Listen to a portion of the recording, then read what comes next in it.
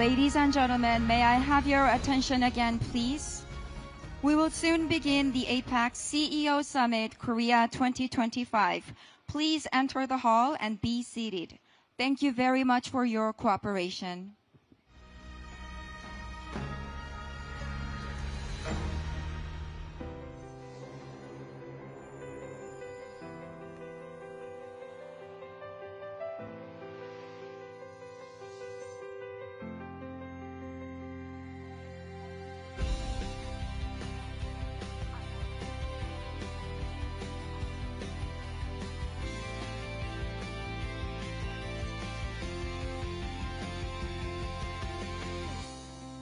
The key to unlock the age of AI, SK.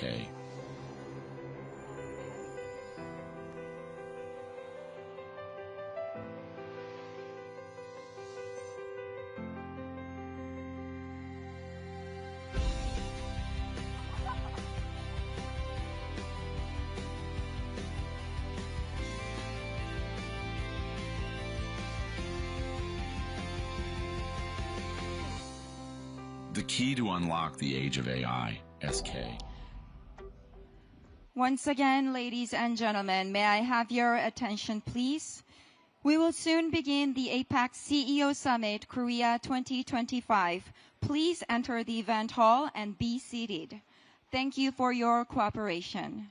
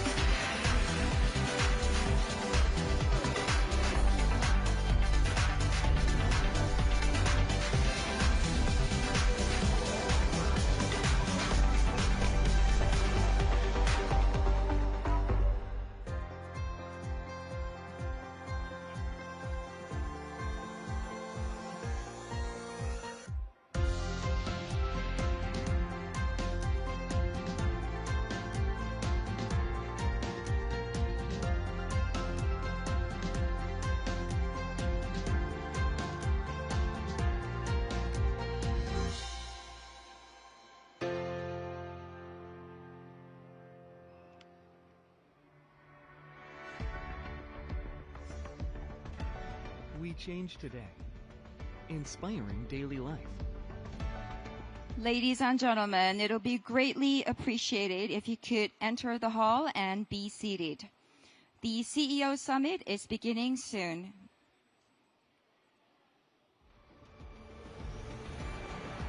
Change today, create tomorrow. Lotte.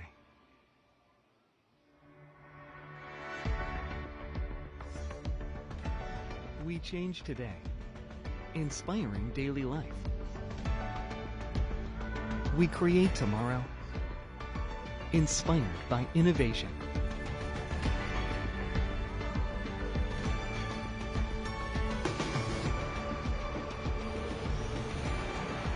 Change today, create tomorrow. Lotte.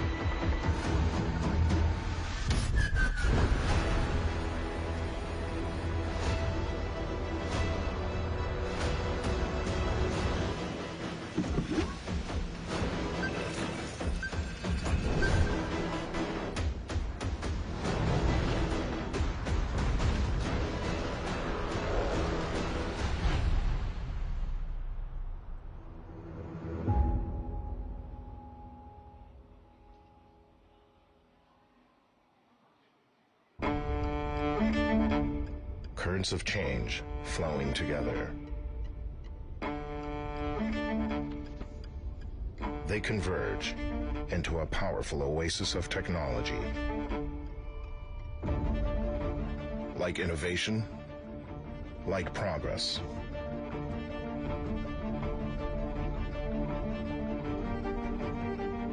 Hanwha builds what the world needs, one innovation at a time. Powering the global energy market. Steering the ships of tomorrow. Forging the foundation of future resilience. Hanwha turns innovation into impact, where stability and progress matter most. Progress that flows to every life. Sustainable solutions for Earth, for life. Hanwha.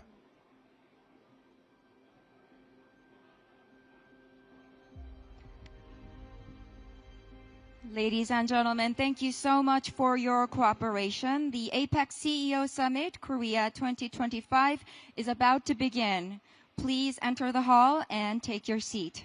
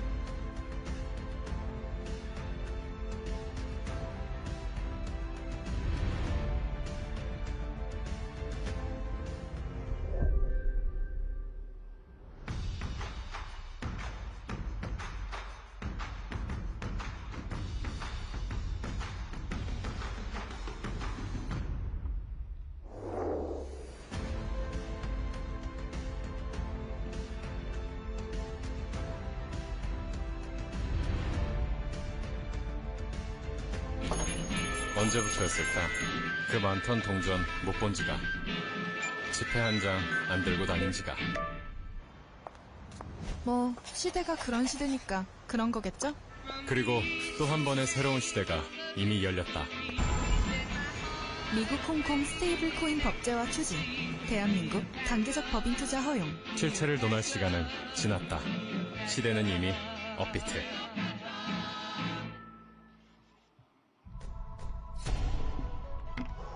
국가대표 대한민국 1위로 머물러서는 안 된다.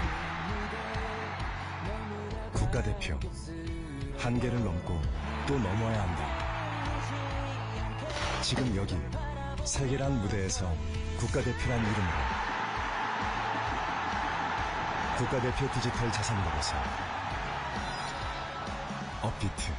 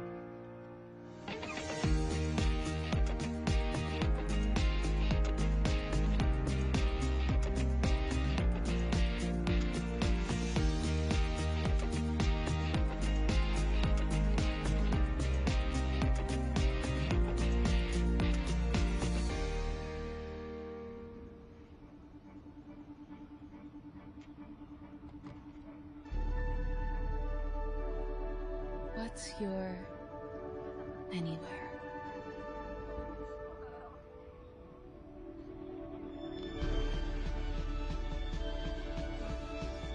Where we fly you isn't really where you're going, is it?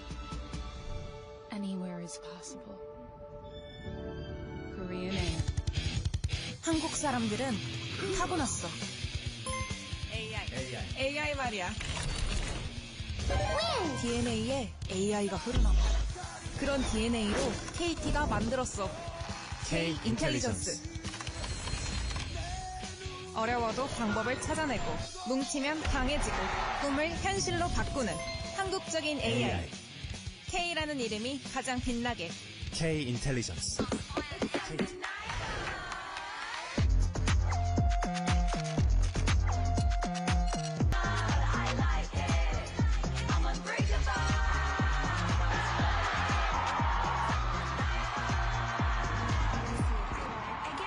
We live in a future of endless possibilities. But without LS,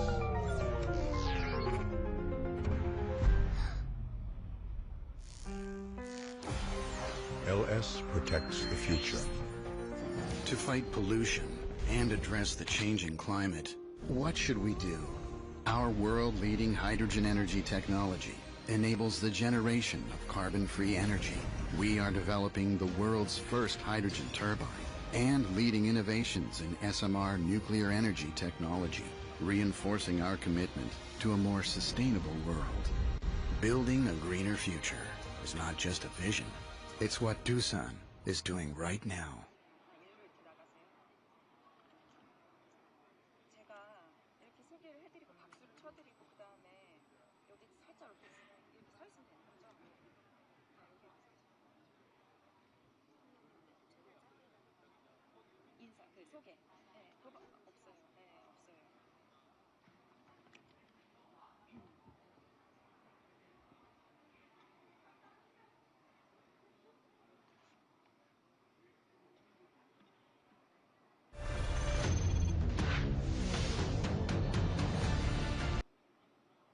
Korea 2025, hosted by the Korea Chamber of Commerce and Industry. We are truly delighted to have all of you here today in this beautiful city of Gyeongju. My name is Hyunmo An, and I am tremendously honored to serve as your Master of Ceremony at such a significant gathering.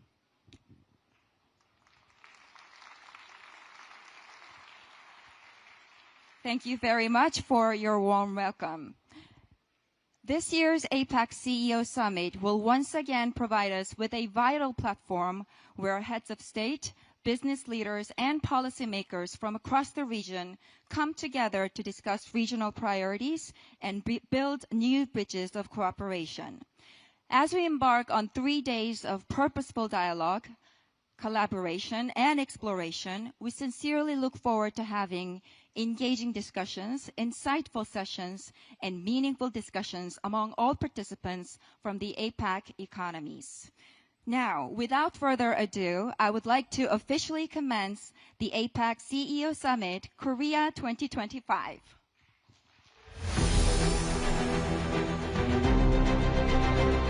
With rapid technological progression, we are unlocking a hyper-connected global reality. In this new chapter, we will bridge boundaries, leveraging business innovation for shared prosperity. Together, we will step into the future and beyond.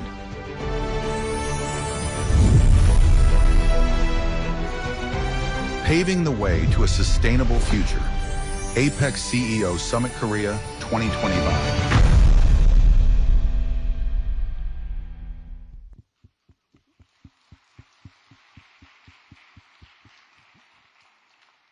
Well, to kick things off, we began with a short video that wonderfully captured the overarching theme of this year's summit, which is Bridge, Business, and Beyond. And keeping this vibrant opening spirit alive, it is my great pleasure to invite our opening speaker, the chairman of the APEC CEO Summit, Korea 2025. He's the chairman of the Korea Chamber of Commerce and Industry and chairman of SK Group 2. Ladies and gentlemen, it is my great pleasure to invite over to the stage Mr. Choi Tae-won.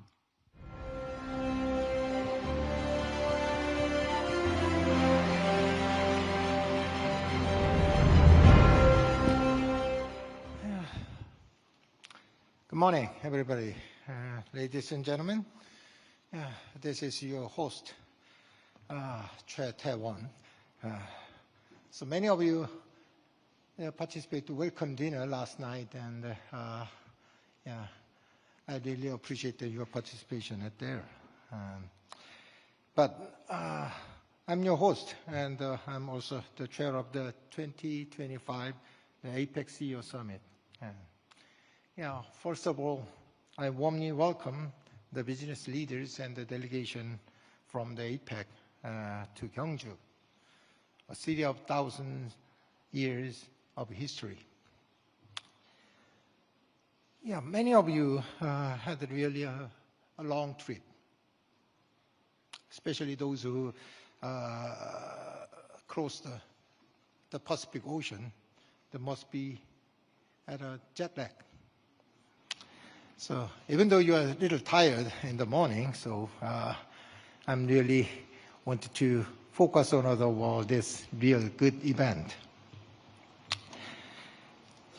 Let me tell you my little story. And a year passed since the gavel was handed over to me in Peru. The time I had as a spending and preparing and waiting to welcome you has felt as long as 1,000 years. Little exaggeration. But I hope the next 3 days will be a truly precious time for all of you. And some of you might ask me, and I really get those kind of questions, why Gyeongju? Why not Seoul? The capital city of the Korea is a Seoul, so most of you know as Seoul is a kind of representative of the Korean cities. But let me tell you a little story of the Gyeongju. 1,000 years ago, the Gyeongju was the city of the Silla dynasty, a kingdom of flourishing, the most in history of the Korean peninsula. So back then, Gyeongju was a hub of trade and international relation and culture and scientific technology.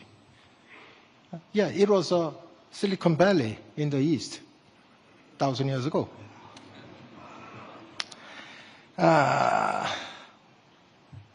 And today, we have here pursued the wisdom and the legacy of the Gyeongju to seek the path of the new era. So this year marks the 30th anniversary of the APEC CEO Summit. So over the past 30 years, APEC has overcome various crises through the solidarity and cooperation. The growing into the world's largest economic forum. Why? The APEC accounting for the 60% of the GDP in the world. The global economy is now going through the massive wave of transformation. You are facing many challenges at once, like supply chain shift, the competition for the AI new technology, digital transformation, and the climate crisis too. Well, this year's APEC Summit will be where we discuss the solution for these challenges. The summit themes are namely 3B, the bridge, business, and beyond. These are what APEC members and the companies must pursue in the era of transition. So let me tell you a little bit of day by day the programs. The day one is a bridge session, is about a connection and we will discuss solidarity and cooperation in this polarized world. The global economy faces rapid changes and difficult challenges. The supply chain is disrupted and the boundaries of the technology are shaken. This is exactly why we should move forward with the cooperation and trust. The deepening trade and investment ties, the technology partnerships, and growing the commerce between the across APEC members have been fundamental to our prosperity. So day 2, the business session, will be about the implementation through the innovation. The all industry, including AI, semiconductor, digital finance, and energy transition, now stand at the threshold of the new paradigm. These changes are rapidly and uncertainty are growing. But window of opportunity is here. So when the member economies and the companies open the new path through the innovation and walk those paths with the trust, APEC can truly become the community of action. On day number 3, the focus on beyond, we will talk about sustainable tomorrow. AI, clean energy, and the digital technologies are already changing our daily lives. However, the true progress lies not the development of the technology, but in the future of people. So when tech and human and the economy and the environment move in harmony, so we can build the foundation for the coexistence of future generations. The companies must go beyond the create job and profits. They must design a future with the government and society to achieve sustainable development. That's on day number 3. Now, ladies and gentlemen, the APEC CEO Summit is not only just a forum for discussion, it is a platform to action and a new starting point for the cooperation. And not just at the one nation or the one company, but all APEC member economies and the businesses act. Maybe time's up.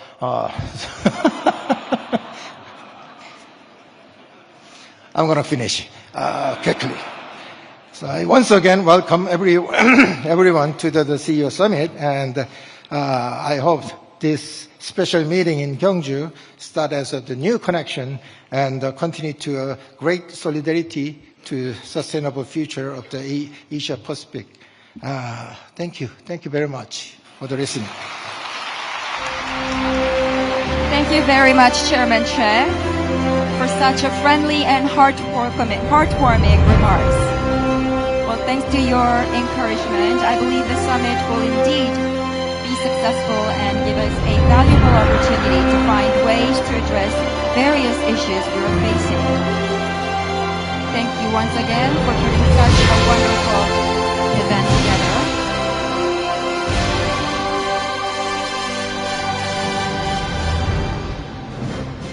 Again, ladies and gentlemen, please join me in giving Chairman Che another big round of applause.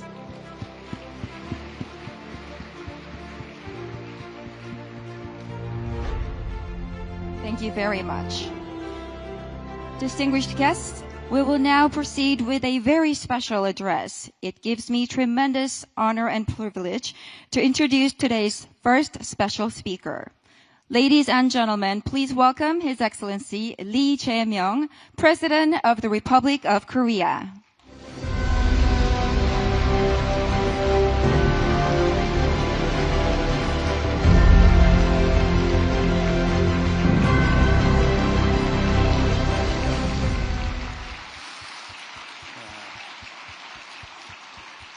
여러분, 대한민국에 오신 것을 우리 국민들과 함께 진심으로 환영합니다. 감사합니다.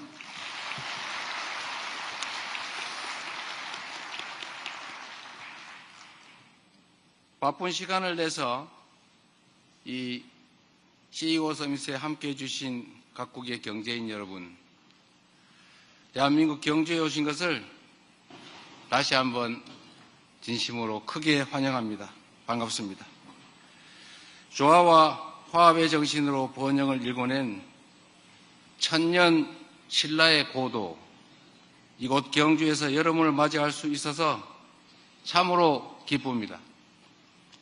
이 뜻깊은 행사를 성대하게 준비해 주신 존경하는 최태원 회장님, 그리고 관계자 여러분께 깊은 감사의 인사를 드립니다. APEC이 지난 36년간 걸어온 여정은 협력과 연대로 공동 번영을 이뤄낼 수 있다는 것을 보여준 눈부신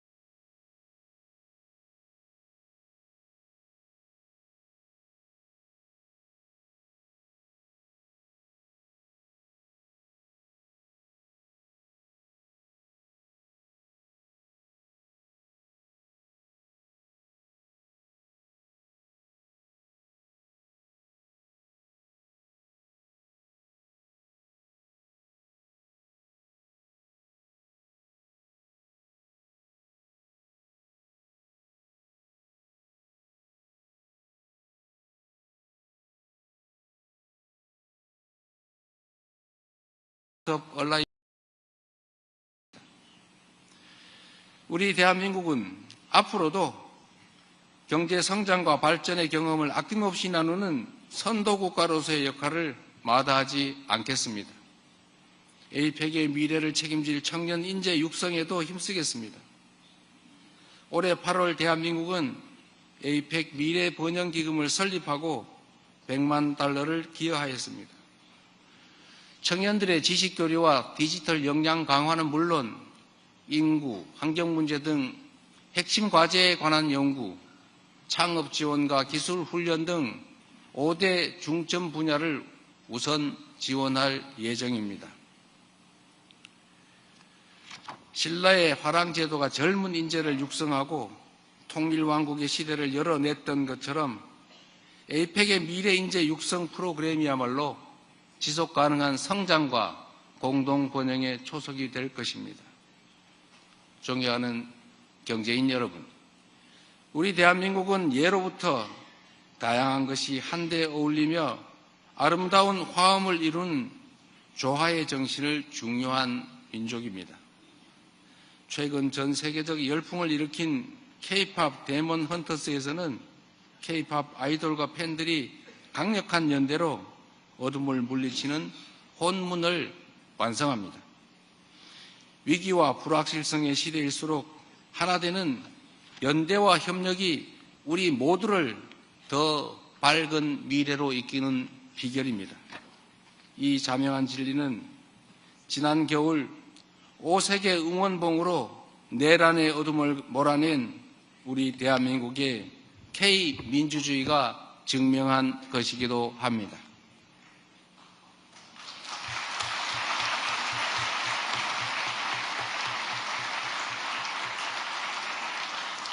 호흡을 못 맞춰서 미안합니다.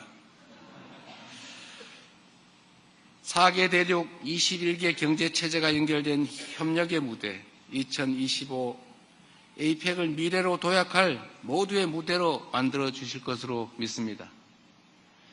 전쟁의 빚더미에서 산업화를 일궈내고 역사의 구비구비마다 민주주의를 지켜내온 우리 대한민국의 역사가, 그리고 오늘의 우리 대한민국이 여러분에게 위기를 헤쳐갈 영감과 용기를 선사할 수 있기를 기대합니다.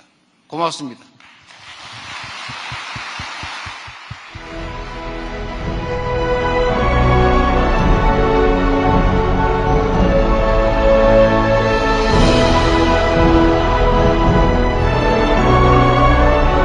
Thank you very much, President Lee.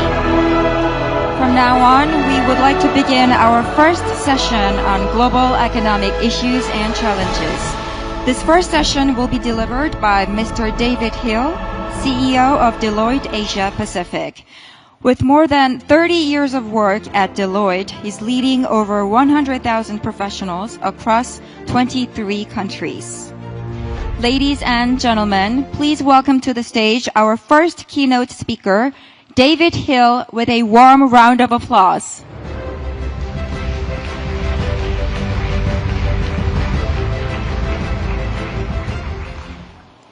Well, good morning, Mr. President, distinguished guests, colleagues and friends. It's a great privilege to stand here before you at this wonderful summit as the knowledge partner of the APEC 2025 Summit. The Republic of Korea is a truly remarkable nation whose transformation stands as a defining story of our era. The miracle on the Han River is exactly that, a remarkable miracle, with GDP per capita increasing from a mere $67 in 1953 to $35,000 today. A wonderful story. Likewise, this CEO Summit's theme, Beyond, Bridging and Business, is a very apt theme for our summit. I say this as someone who studied the findings and the insights from our 2025 CEO survey. And I'd like to share with you some of the remarkable insights from that survey. We were privileged to have responses from over 1,200 CEOs across the APEC region, covering more than 18 APEC economies. The first insight is a rather remarkable one, but perhaps in the world today not surprising. And that is something that we at Deloitte refer to as the certainty gap. Confidence at home, more cautious abroad. 7 out of 10 of the APEC leaders surveyed were confident in their company's performance. Less than half were confident in the global economy. The next insight relates to growth. And perhaps for me, the most heartening finding of all of our survey was that growth remains the number one priority for the 1,200 CEOs surveyed. But interestingly, the primary driver of that growth is shifting to technology. 42% of APEC CEOs see that in 3 years' time, the primary driver of their growth will be innovation and new products. Today, that is only 29%. Again, very pleasingly and perhaps counterintuitively, international expansion remained the focus of CEOs, with more than half expecting their international expansion to double. And that will also lead to a rise in mergers and acquisitions across the APEC region. What is particularly pleasing for us is this statistic as well, that our region, the APEC region, will be the focus of this growth.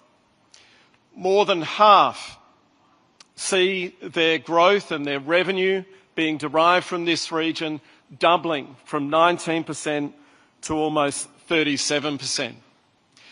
What about capital and access to capital? Encouragingly, APEC leaders see access to capital improving. Those in the consumer industry, the technology, media and telecommunications industry, unsurprisingly see that capital surging with the investment in AI. And again, that will see M&A activity increasing with that access to capital. Now, increasingly, the appetite for M&A is in fact strongest in our Latin American economies. 71% of leaders there believe that they will invest in inorganic growth. Similarly, when it comes to industries, the most excited about M&A activity is the energy and resources industry, followed closely by life sciences and healthcare. So great optimism about access to capital and deploying that capital in the form of M&A. What about supply chains? We hear a lot about supply chains today right across the world. And we can see shifts occurring from efficiency to resilience. We see today that more than 50% of our CEOs are looking to diversify their supply chains, while 51% of them are investing in the digitisation and automation of those supply chains. Things like traceability through digital technology, regional supply hubs, and establishing resilience through alternate supply channels. What about public policy? There will obviously be a lot of discussion over this forum in relation to policy. Policy, according to the CEOs, is both a catalyst and a constraint. Unsurprisingly, more than 50% of our CEOs are calling for harmonisation of policy and regulation across the APEC region. And interestingly, perhaps not intuitively, 50% are calling for stronger regulation around digital and data within geographic boundaries. What is pleasing, though, is that almost universally, the CEOs are calling for greater multilateral agreements, particularly here in the APEC region. And history testifies to that. We've seen trade within the APEC economies doubling since 2006. What about sustainability? A somewhat controversial conversation today. And the results are very divergent.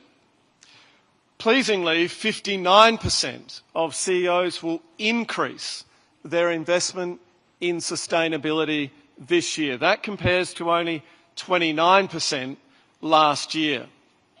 However, the investment in sustainability differs a lot by geography and industry. For example, in Latin America, 76% of CEOs intend to increase their investment in sustainability and see it as critical to their strategy. 69% in Southeast Asia, 68% in Northeast Asia, and 32% in North America. Similarly, it differs a lot by industry. The focus in energy and resources and in life sciences and healthcare is high. Not so much, perhaps concerningly, in the technology, media and telco sectors, where we know the use of electricity is high. Now, it's taken this long to get to AI. What's the story in relation to AI?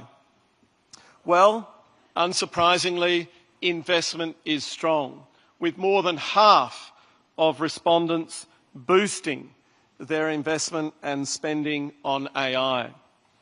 But again, the results differ by geography. North America stands as the highest, with 60% of CEOs boosting their investment in AI. In the telecommunications, telco and media sectors, that rises to 70%.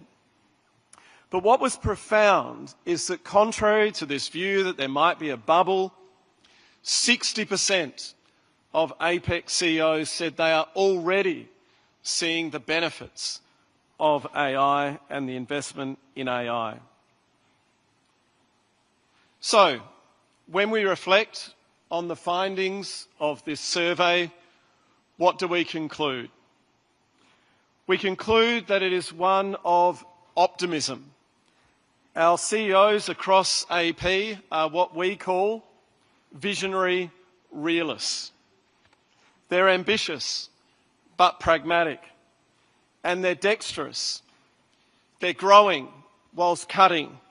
They're playing offence and defence. They partner and they compete.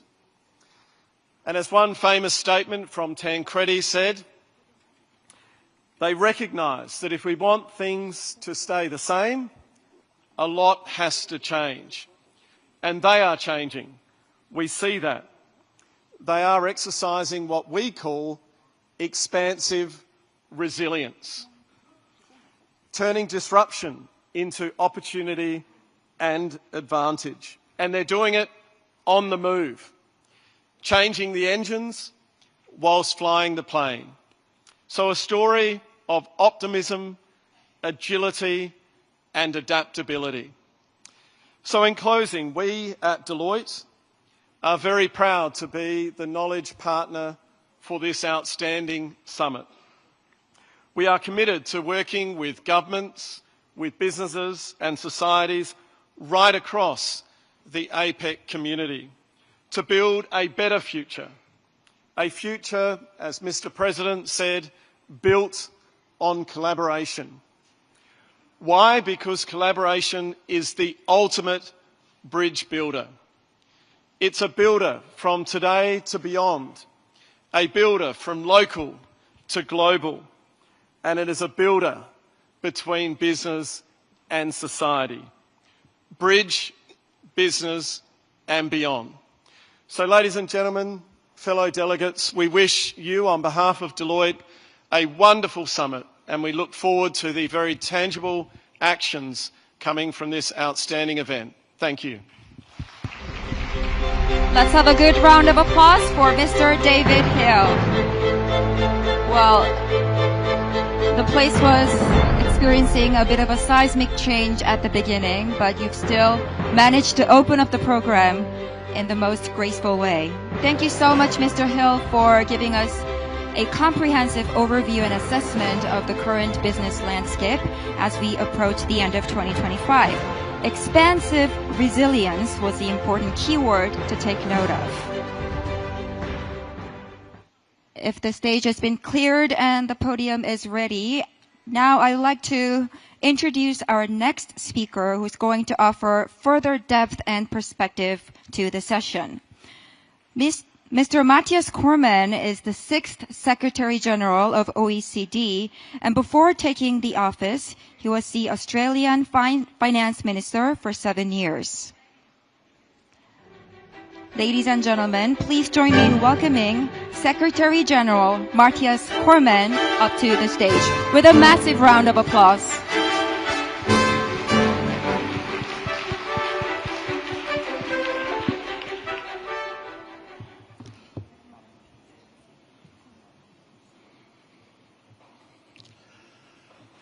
Good morning, everyone. Dear Mr. President Lee Jae-myung, Chairman Chai Tai-won, our host, Excellencies, distinguished guests, colleagues, friends all. Thank you very much for the invitation to share the OECD's perspectives on global economic challenges and policy measures to address them. The OECD's most recent economic outlook shows that despite high policy uncertainty, the global economy has continued to be remarkably resilient throughout the first half of this year, with annualized GDP growth of 3.2%. We project global growth to soften slightly to 2.9% next year, though downside risks to this outlook remain significant. Additional increases in barriers to trade or prolonged policy uncertainty could lower growth further by rising production costs and weighing on investment and consumption. Our assessment is that economies across the Asia-Pacific would be among the most affected by any further trade fragmentation, given deeper integration in global supply chains and higher dependency on trade in intermediate goods. Constructive dialogue, therefore, between countries remains a key priority to ensure a lasting resolution to trade tensions. All other things being equal, well-functioning open global markets mean stronger growth, higher incomes, lower costs, and better living standards. And APEC economies are a very powerful example of these benefits. Since APEC was established in 1989, its share of global trade in goods and services has increased from 39 to 45%. With increased global trade also unlocking significant increases in living standards across the APEC region. Indeed, per capita GDP in real terms across APEC economies has more than doubled since 1989, from $8,000 US to $19,000 US by 2023. We need to continue to draw on these very real benefits in terms of growth, innovation and living standards, while tackling genuine concerns about unfair trade practices, an unlevel playing field, and supply chain resilience and economic security related concerns. Our strong advice to all governments is work harder. Work harder bilaterally and multilaterally to find the best possible ways to make our international trading arrangements fairer and function better in a way that preserves the economic benefits of open markets and a rules-based global trading system. Beyond enhancing policy certainty and resolving trade tensions, there are a number of other policy priorities for policymakers across APEC and beyond to pursue in order to enhance medium and long-term growth prospects. First, on fostering more resilient global supply chains. Our assessment across about 4,800 globally traded goods shows that since the late 1990s, the proportion of import concentration has increased by about 50%, and by extension, so has the risk of supply chain disruptions. Addressing high concentration-related risks by solely focusing on relocating production domestically would have a negative impact on global growth and create new vulnerabilities. Our assessment is that it would lead to a reduction in global real GDP of more than 5%. Instead, we recommend a balanced approach, strengthening supply chain resilience through diversification and modernization, while maintaining the benefits of open, rules-based international trade. Proactively identifying and mapping key vulnerabilities within supply chains, diversifying suppliers across regions, and avoiding excessive reliance on a single country, particularly for critical goods or resources. Supporting firm-level implementation of risk management strategies and responsible sourcing standards, boosting investment in risk management tools and increased digitalization to improve supply chain transparency, facilitating selective and coordinated stockpiling, and measures to help small and medium-sized enterprises participate more robustly in global value chains. Promoting regulatory interoperability and increased efficiency, especially in relation to export controls and investment screening. Integrating trade, industrial and security policies, ensuring national security exceptions are clearly defined and do not serve as disguised trade barriers. Policy responses should indeed be proportional, evidence-based and aligned to avoid fragmented responses that could undermine resilience. And very practically, strengthening trade facilitation tools to eliminate choke points at borders and lowering barriers for services underpinning supply chains, such as transport and logistics services. Second, on unlocking the full benefits of artificial intelligence for productivity. We estimate that even in a scenario of slow adoption, AI will contribute between 0.2 and 0.4 percentage points to annual labour productivity growth over the next decade. To realise these benefits, APEC economies have a number of assets to draw on: integration into global supply chains, skilled populations, and a strong base in terms of digital connectivity. To optimise these benefits, we need to further broaden and deepen the diffusion and availability of AI, particularly for small and medium-sized businesses, by boosting skills, ensuring affordable connectivity, and encouraging more competitive AI ecosystems to drive better services at lower prices. Thirdly and finally, on advancing global tax cooperation. International tax cooperation provides businesses with the certainty they need to invest and compete, while preventing double taxation and no taxation, and alleviating the need for counterproductive unilateral measures. The OECD has a long history of advancing effective international tax cooperation, most recently with the two-pillar solution, including the global minimum tax. 71 jurisdictions around the world have already enacted or have taken concrete steps towards enacting legislation implementing the global minimum tax. In June, G7 countries adopted a proposal on the way forward for the side-by-side operation of the United States global minimum tax framework and the OECD G20 inclusive framework on base erosion and profit shifting, now subject of further discussions. The OECD will continue to support the global community in these discussions to build a fair and sustainable consensus to preserve the gains that have been made and ultimately to secure a lasting, mutually beneficial deal which will be good for growth and opportunity around the world moving forward. In conclusion, we are navigating a challenging global environment, but we do have the policy tools to help businesses operate, innovate and grow by strengthening our supply chains, unlocking the benefits of AI and promoting international tax cooperation for greater certainty and stability. We look forward to working with all of you towards these goals, leveraging data and evidence-based analysis to foster cooperation with APEC economies and beyond for strong, sustainable and inclusive growth. My very best wishes for further productive and successful discussions here at this APEC CEO Summit, and thank you again for giving me this opportunity to make a few observations. Thank you very much, Secretary General, for such an in-depth presentation. It has definitely laid the necessary groundwork for our 3-day journey. All right, ladies and gentlemen, we just wrapped up our first session, and now we will move on to our second session, which is going to explore digital transformation and retail efficiency. In this session, we are privileged to hear from a total of 4 keynote speakers, all of whom have outstanding expertise in the respective field. Our first keynote speaker for the session is Professor Sung-ho Park of Seoul National University. He's going to tell us about consumer behaviors in various retail settings, especially in the face of AI and digital innovation. Please join me in welcoming Professor Park up to the... Welcome to the Digital Transformation and Retail Efficiency session.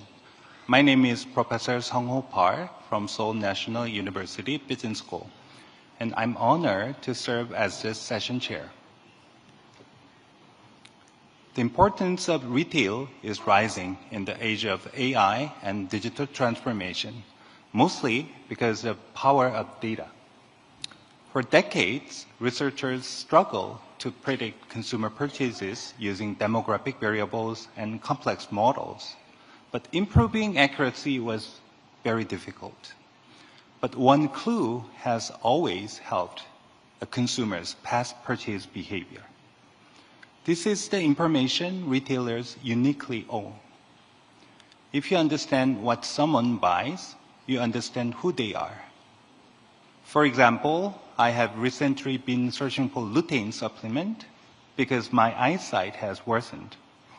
My wife doesn't know, but Coupang, the Amazon of Korea, know. Ultimately, AI-driven marketing must solve the same problem, predicting and helping consumers purchase. The key to performance is data, and retailers are the ones who have it. Today's consumers see up to 5,000 ads a day. Surrounded by advertising, we choose to ignore most messages. But when consumers develop a need and start shopping, ads become useful information. Retailers are best positioned to identify this moment and deliver effective ads. Amazon's ad business now accounts for over half of its operating income. Walmart's retail media division represents about 1/3 of total profits in 2025. Bain & Company predicts that by 2030, only about 50% of retail industry profit will come from selling product. The rest will be driven by advertising and data. Retail is no longer just about selling product. It's about selling product plus selling data and advertising. Retail is also expanding fast in media, and this trend is not surprising. In Korea, Netflix is #1 OTT service, but Coupang ranks second. The pattern is similar in Japan, where Amazon OTT ranks just below Netflix. In December last year, Walmart acquired Vizio, the US TV maker. Digital TVs now allow Walmart to combine purchase data and new viewing data. TV screens has become vital channels for both advertising and shopping. All in all, I believe retail now stands at the very center of the AI and digital transformation era. In this session, we have 3 speakers who will share their insight on digital transformation and retail efficiency. First, we will hear from Vice Chairman Sang-hyun Kim from Lotte Group. Next, Robert Porter, Chief Global Affairs Officer at Coupang, will give his presentation. And finally, we will welcome Renaud de Barbois, CEO of GS1. Now, please join me in welcoming our first speaker, Vice Chairman Sang-hyun Kim from Lotte Group. Mr. Samuel Sang-hyun Kim, Vice President of Lotte Group. Please welcome him with a good round of applause.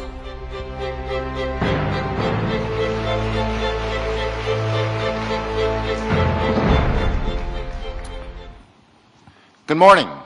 It's an honor to be speaking to this esteemed audience about retail and digital transformation.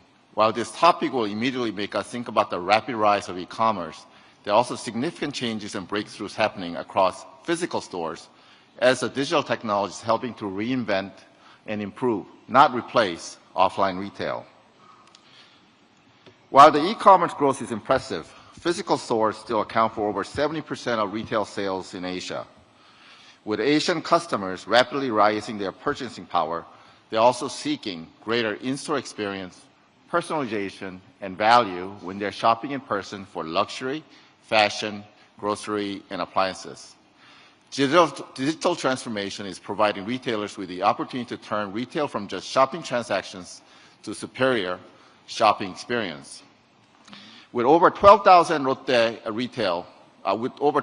stores, Lotte Retail is the #1 diversified retailer in Korea with department stores, shopping malls, e-commerce, appliance stores, 7-Eleven convenience stores, TV home shopping, and joint ventures with Uniqlo, Muzi, and others. While we also have big e-commerce business, I will mostly share significant digital transformation happening in offline stores with some examples from Lotte Retail, as well as case studies from other retailers across Asia. I will also share the roles and responsibilities that retailers must embrace to ensure we not only provide superior customer experience, but also protect their personal data, work with government to standardize and simplify regulations, and strengthen ESG initiatives while investing in digital transformation. At Lotte Retail, planning for superior customer experience happens long before customers even enter our stores. At Lotte Mart and supermarkets, we're using AI-based infrared cameras in our distribution centers, sorting fruits and vegetables to check for highest sweetness levels, right sizes, and product quality, while another area is checking for fat level on our meats so that customers can trust they are picking the best fresh produce and meats every time they shop. Given the significant rise in tourists in our department stores and shopping malls, we have installed AI shopping assistant kiosks where we can answer any questions and suggest shopping options in more than a dozen languages. At Bottle Bunker wine and liquor stores, we have developed AI sommelier who can help customers choose and buy any wines for any food and restaurant preferences. At our Lotte Hi-Mart appliance stores, we have developed 3D designed for every apartment complex in Korea so that we can help our customers design their kitchens, living rooms, bathrooms, etc. with right appliances and see it virtually to help with their purchase decisions. In the grocery stores, many retailers are executing smart carts, which can help customers shop better by providing navigation, instant coupons on their preferred brands, act as personal shopper to provide product and sales information, and help them check out without standing in line for a cashier. Since the advent of unmanned stores that Amazon has pioneered, Asian convenience has continued to take it to the next level by leveraging AI cameras and smart sensors, facial recognition payment systems, and inventory robots to help with stock levels. Uniqlo is executing not only self-checkout, but by leveraging the RFID technology, customers do not even have to scan the products in the basket to pay for their choices.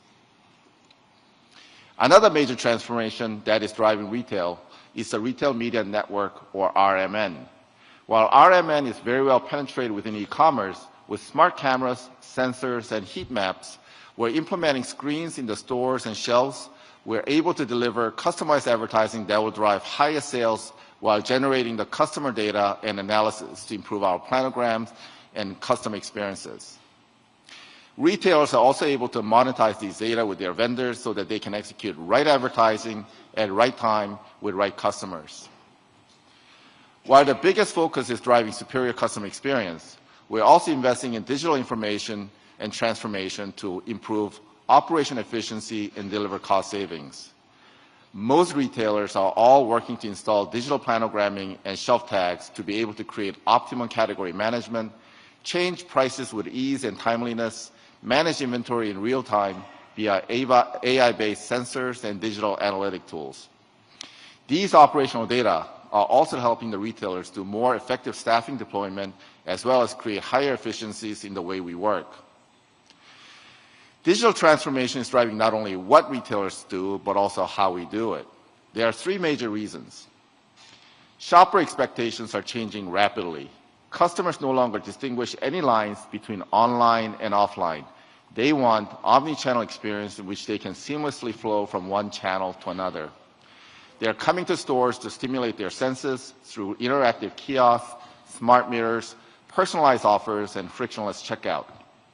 Second, retailers can also improve operational efficiency through the application of AI-based tools and digital data collection.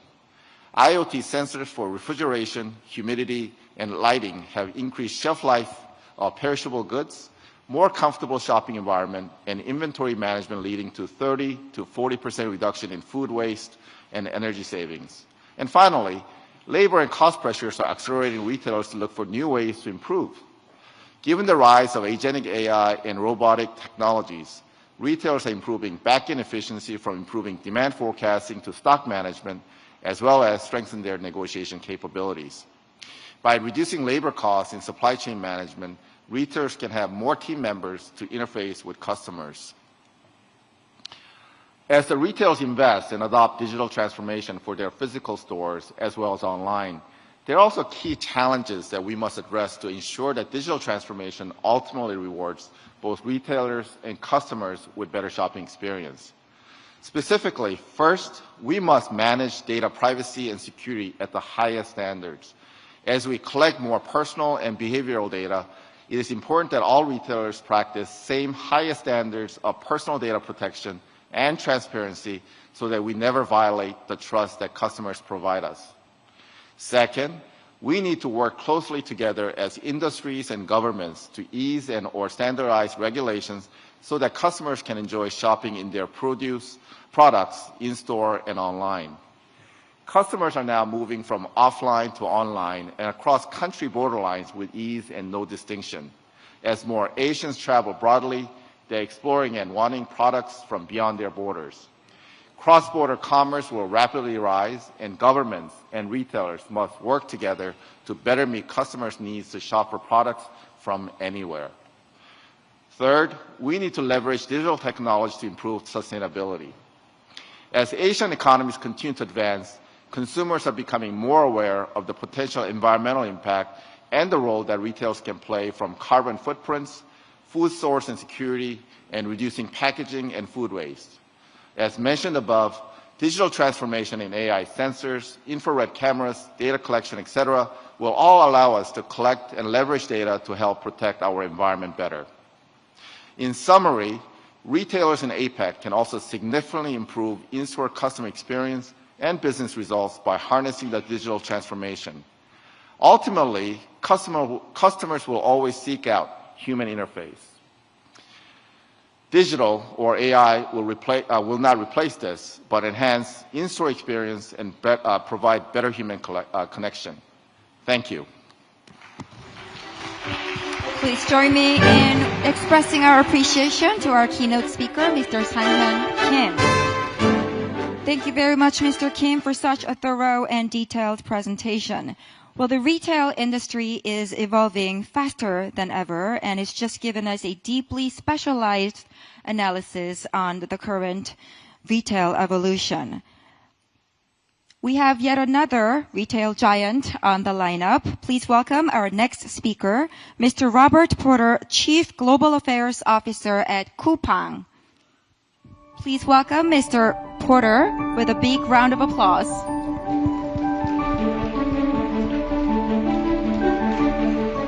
Mr. Porter, please take it away.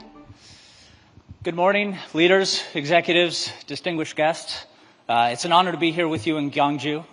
I'd like to thank the Korean government for hosting this important summit and for everyone participating in a constructive dialogue about mutual interests. This morning, I'd like to share a few insights about the future of commerce, specifically how retail innovations can enhance consumer welfare, drive investments in exports, and help produce widespread economic growth. By way of background, Coupang is a Fortune 150 U.S. technology company headquartered in Seattle and listed on the New York Stock Exchange, with corporate offices across North America, Europe, and Asia. We serve customers in over 190 economies worldwide, but with a particular focus here in APEC, including our host economy, Korea. This year, we ranked number 2 on Fast Company's list of the world's most innovative companies, largely for the ways that we've embraced artificial intelligence, machine learning, and advanced robotics in all of our offerings. We've devoted many billions of dollars to developing cutting-edge technologies and bringing American AI advances to the APEC region across a broad range of services, including retail, restaurant and grocery delivery, video streaming, fintech, export facilitation, and GPU as a service. But first, I'd like to share some retail innovations.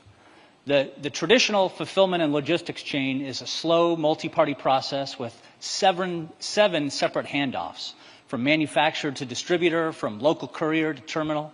This introduces a great deal of friction, inefficiency, and wasted capital into the system. At Coupang, we scrapped this outdated model and integrated the entire journey into a single 4-step operation, from initial sourcing to the final doorstep delivery. A fully integrated end-to-end logistics system enables an unparalleled customer experience. From an apartment here in Gyeongju, if I place an order on my smartphone by midnight, the items will arrive at my front door before 7 a.m. the next morning. And that's true whether it's an iPad, laundry detergent, a new pair of tennis shoes, or a gallon of milk and fresh strawberries. We do this by using AI throughout the process to anticipate, analyze, and act at every turn. Our innovations are rooted in answering 3 basic questions. First, prediction. What do customers want? Machine learning forecasts demand so we can forward deploy millions of products to fulfillment centers closest to likely customers before orders are even placed. Second, optimization. What's the perfect path?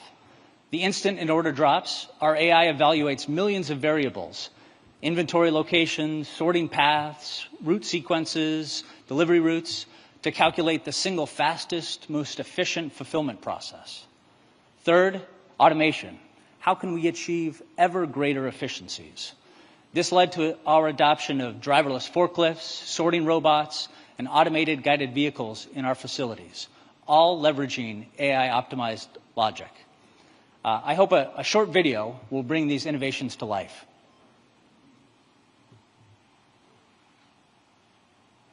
Faster, more convenient commerce. How does Coupang meet and exceed these expectations? The answer? Innovations powered by artificial intelligence and automation. Machine learning estimates order volume to stock inventory even before customers place an order. The AI also decides which shelf items should be stored and by which route items should be picked up. The AI continuously makes calculations to shorten routes while increasing efficiency. That's not all. The shelves move themselves to where our employees are, and items are sorted immediately by delivery destination, orchestrating the work of humans and AI. From the order items should be loaded on trucks to optimized routes, the AI guides everything. Despite millions of items being ordered every day, dawn and same-day delivery is possible without missing a beat. Our culture of relentless innovation fuels growth and continuous improvements for our customers. Coupang is the future of commerce. Coupang. To those who believe such automation and innovation represents a threat to employment or favors big companies in major cities, Coupang's experience has shown that the opposite can be true. While harnessing AI, we've become the #1 job creator here in Korea and are now the economy's 2nd largest private employer, behind only Samsung Electronics, providing employment for many tens of thousands of workers. And our advanced logistics have produced growth across the economy, especially in underserved rural areas. 75% of our SME partners, 85% of our logistics infrastructure, and 95% of our delivery and fulfillment employees are located outside of Seoul. This is just one way that advanced technology can create and distribute opportunity across an economy.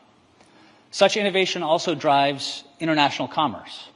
Over the past decade, we've been a leading source of U.S. foreign direct investment in Korea, Chinese Taipei, and other APEC economies, producing both domestic growth and regional economic expansion.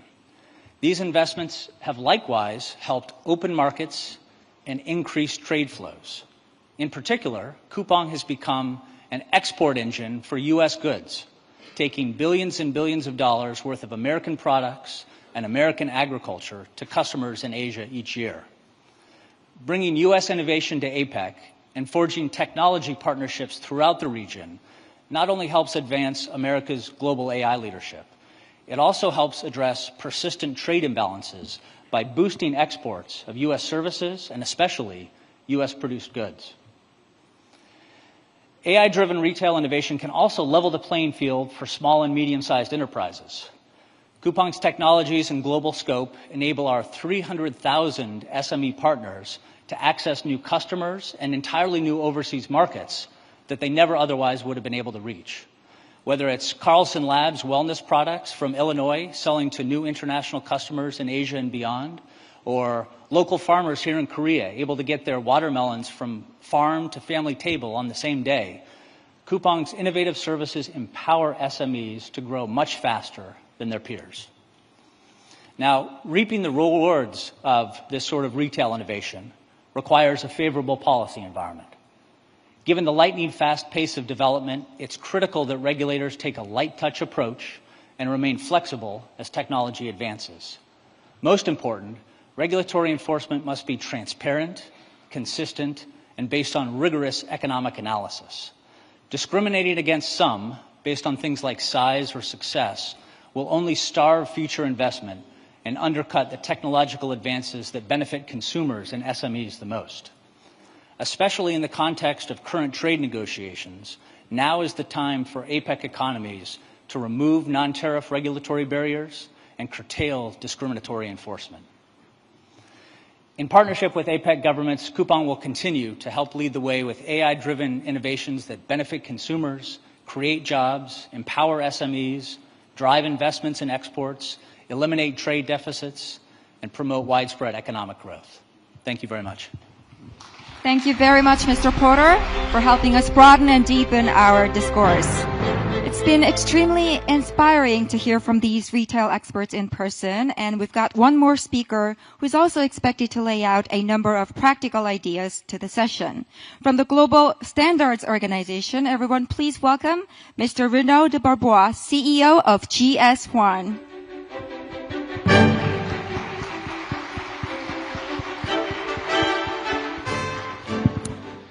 Distinguished leaders from government, international organizations and businesses, ladies and gentlemen, good morning.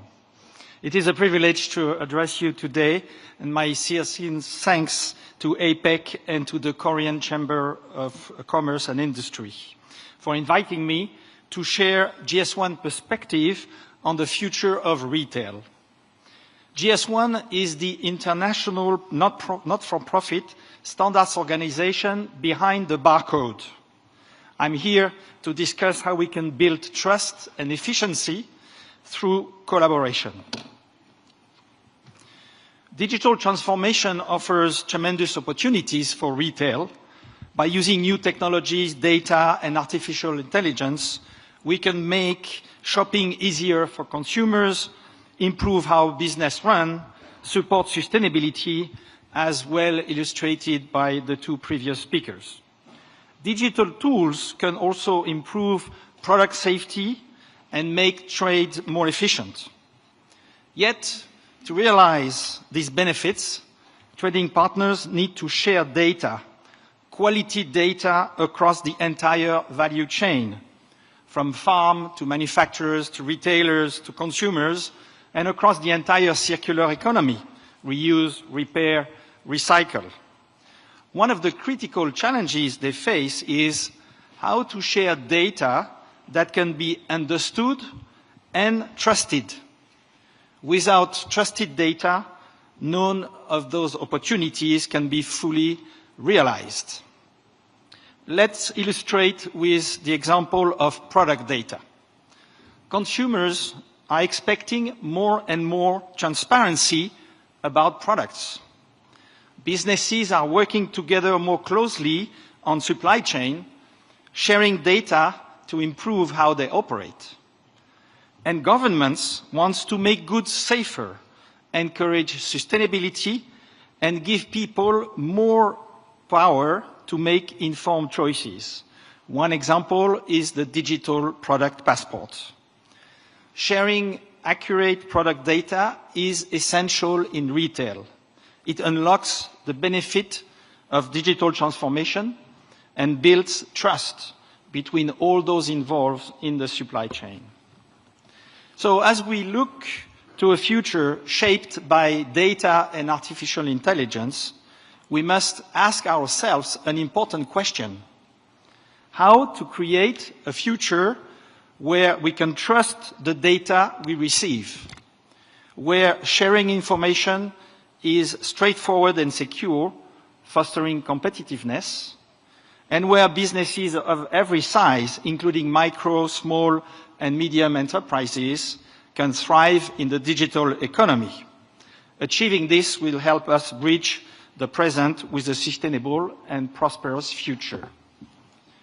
To answer this question, let's learn from the retail history.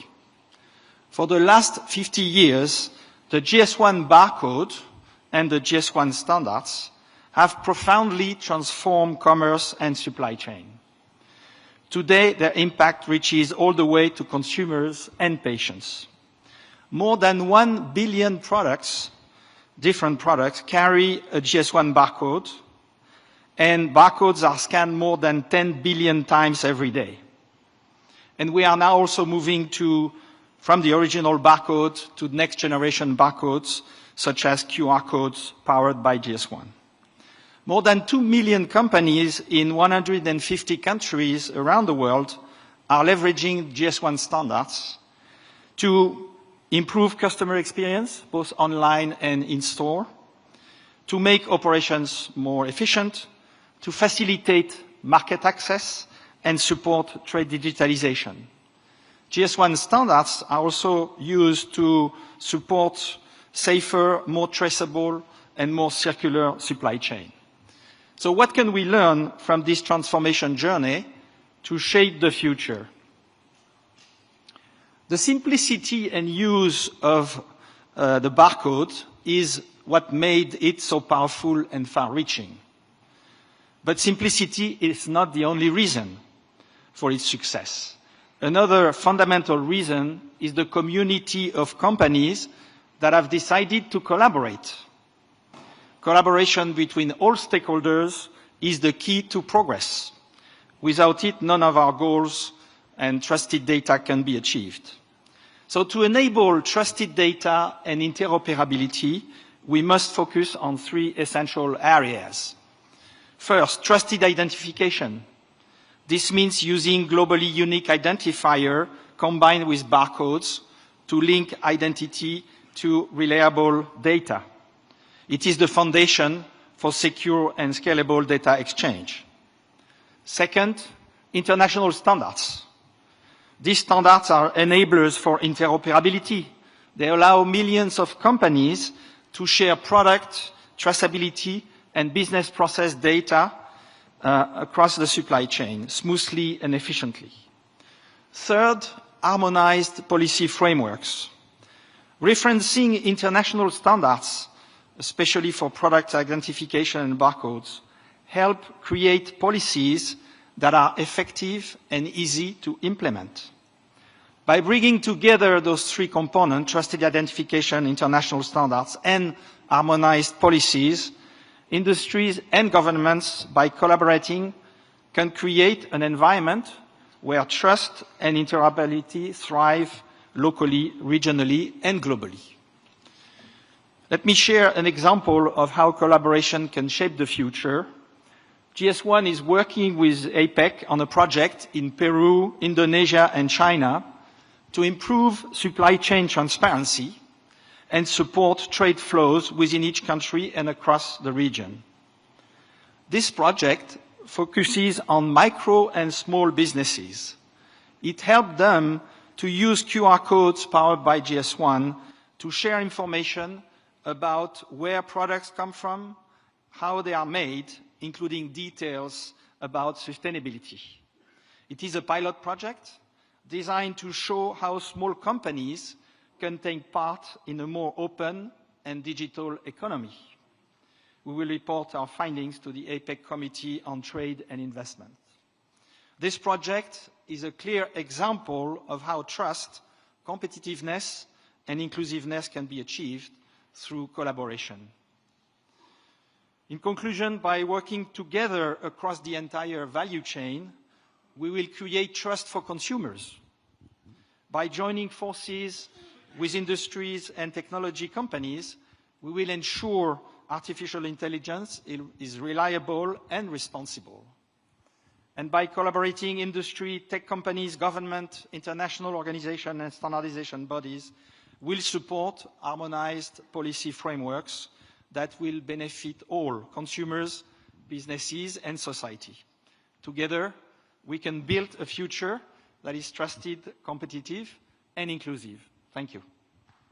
Thank you very much, Mr. Barbois, for introducing the new barcode revolution that is taking place in the retail industry and how we can all become a part of the movement. As a wrap, why don't we put our hands together to all four of our keynote speakers to express our appreciation. Thank you all so much for your contribution. In the next session, we will shift our focus to the IT sector. The title for the session is Tax Incentives and Regulatory Easing for AI Data Center Investments. And three very esteemed CEOs of tech companies are going to take to the stage one by one. First of all, I would like to introduce someone from a household name from my point of view. Please welcome to the stage Ms. Soo-yeon Choi, CEO of Naver Corporation.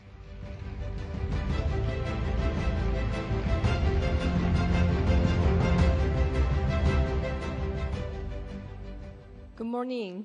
I hope you are not hungry yet. Good morning. I'm Soo-yeon Choi, CEO of Naver. I'm grateful to be part of this meaningful event with leaders from the APEC region who are making joint effort for the AI era. Today, I'd like to talk about the AI ecosystem created by Naver. Naver started as a search engine 25 years ago, and our businesses has expanded to commerce, payments, and local services since then. We are one of the few companies across the globe that defended this domestic search engine market, maintaining our tech leadership along the way. One of the key values that Naver emphasizes as a search engine is a diversity. We were successful in defending our market and taking leadership in tech, all because of our strong belief in fostering a digital ecosystem that embraces diversity. Back when the company was founded, Korean web documents were far outnumbered by English ones. Since then, we've strived to develop a search engine specialized for the Korean language in response to global search platforms. This commitment continues into the AI era, where AI is transforming the nature of search, content platforms, and user experience. For us, AI is a tool that connects everything digital more seamlessly. It also serves as a tool that unlocks the potential of users, creators, and sellers while helping them grow. To allow for such a seamless connection with the AI, we've long made proactive investments. As part of this commitment, we built our own data centers with equipment for AI innovation, which enable us to safely store user data. These efforts allow for building a full-stack AI landscape that spans infrastructure, model, and services. We have the experience and capabilities gained from developing a full-stack AI. We also have the strategy of embedding AI into our large-scale services. At Naver, we believe we can develop a flywheel that creates greater opportunities in AI. For this vision to become a reality, its benefits must be equally shared by everyone. In a recent address at the United Nations, the President of the Republic of Korea emphasized AI for all and human-centered inclusive AI. The message that advanced tech such as AI must contribute to the universal value of humanity is also reflected in the philosophy that we've kept for the past 25 years. Our search began with the simple belief that even without an encyclopedia, everyone should have access to knowledge. The foundation of AI that creates a better future for everyone lies in AI data centers. They serve as a core infrastructure for connecting the digital ecosystem and building a more inclusive and sustainable AI. Around the globe, governments are making major investments in AI data centers as national infrastructure to boost competitiveness and drive innovation with AI. I understand that the Korean government is also building what it calls AI Expressway. It follows the path of the information superhighway that made Korea a global IT powerhouse back in the 2000s. The government is expanding tax incentives for AI data centers. It's also simplifying admin procedures and easing location regulations. These efforts to build the AI Expressway are bringing real momentum and energy to the industry. Also, the Special Act on AI data centers, which includes provisions for financial and admin support, will serve as an institutional foundation for transforming the nation's industrial structure toward AI. The active effort by the governments and the National Assembly are expected to lay the foundation for AI for all and human-centered inclusive AI. These efforts will help create a better future, not only for businesses, but for everyone. AI is becoming a tool that seamlessly connects the digital ecosystem, but its true value depends on trust and cooperation. The power and environmental issues surrounding AI data centers are challenges that call for our collective efforts.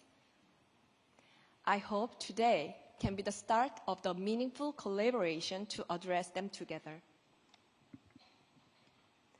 Not far from here stands 해인사슬 장경각, the inspiration behind Naver's data center GAC. 장경각 embodies the spirit of preserving the records of the past and the present for future generations. Carrying on that spirit, we aim to ensure that each nation's unique culture and diversity can also be part of AI ecosystem to be passed on to the future. Together with APEC Economy,